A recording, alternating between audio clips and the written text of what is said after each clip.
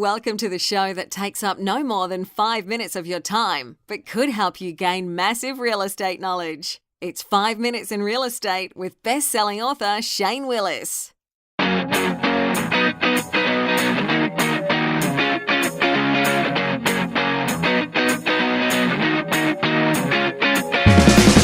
Well, hello, it's Shane Willis, Pensacola real estate expert, bringing you today's episode.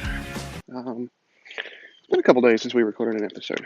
I've had a ton of people in town from North Carolina, running from Hurricane Florence. Still a lot of flooding in that area. Most of the family that I have in the area still does not have power back home. So, I've been a little occupied. I hadn't had a chance to get out and do these in the mornings. But things are starting to get a little better. Looks like their particular property did not take any damage. Boy, is it muggy out here today because my sunglasses keep fogging up. I dry them off and they fog right back up again.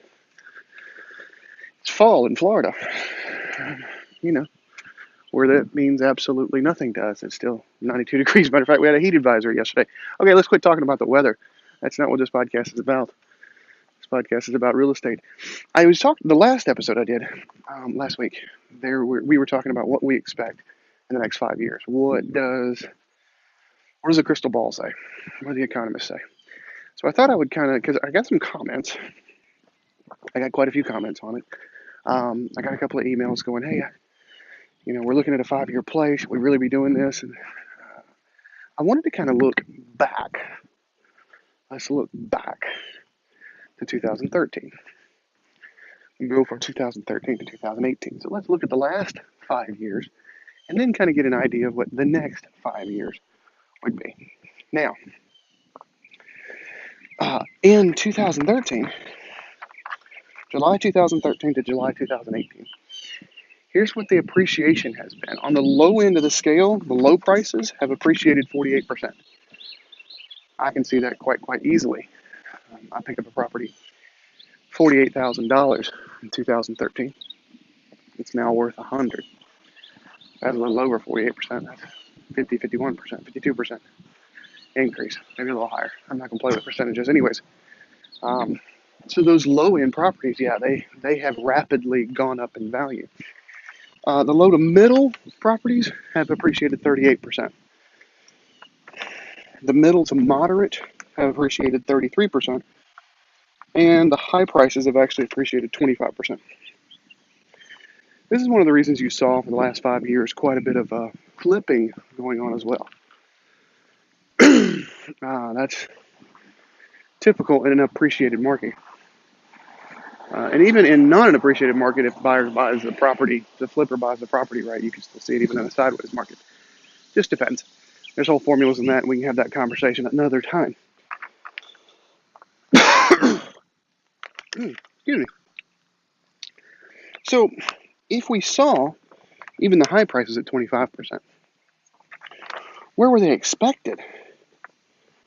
I pulled up a Q3 2014 survey results that projected the housing national home prices were projected to increase cumulatively.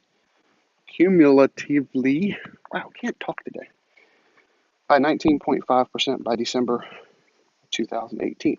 The bulls of the group predicted home prices at 27.8% increase.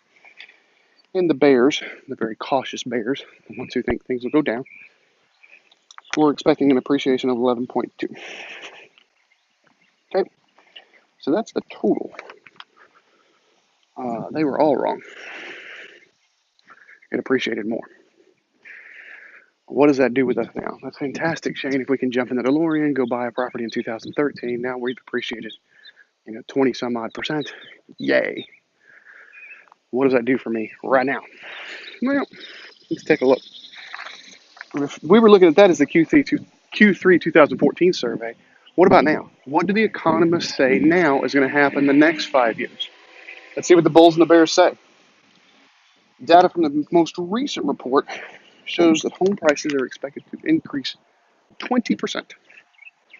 So they're basically thinking 4% a year over the next 5 years. That's the bulls. That's the optimistic ones.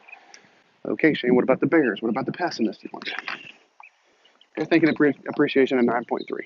So slightly under 2% a year, 1.8, 1.9. Is that a bad thing? No. That's a normal market. That's a normal market appreciation. If you've heard my valuations on real estate when it comes to investing, I've always preached that appreciation is a bonus. And it is a great bonus to have. When it comes to investing in real estate, appreciation is a bonus. As long as we can cash flow the property, that is king when it comes to buying a rental property anyways.